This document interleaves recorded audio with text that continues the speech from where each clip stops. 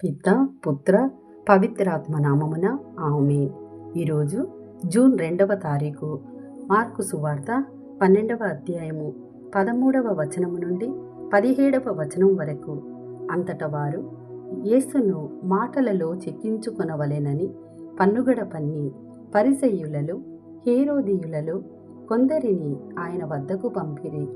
వారు వచ్చి, బోధకుడా, నీవు సత్యసంధుడవు, ఎవరికి నీ భయపడవు, మోమాటము లేనివాడవు, దేవుని మార్గమును గూర్చిన వాస్తవమును బోధించువాడవు, చక్రవర్తికి సుంకము చెల్లించుట న్యాయసమ్మతమా కాదా, నీ అభిప్రాయమేమి అని అడిగిరి.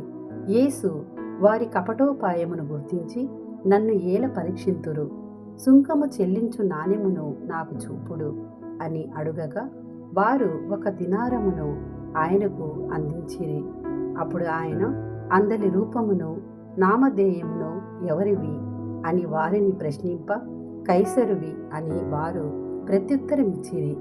అట్లైనా కైసరువి కైసరునకు, దేవునివి దేవునకు చెల్లింపుడు అని ఆయన వారికి సమాధానమిచ్చెను. అందుకు వారు ఆశ్చర్యచకితులైరి. ఇది ప్రభుని వాక్కు. సర్వేశ్వరునికి వందనములు.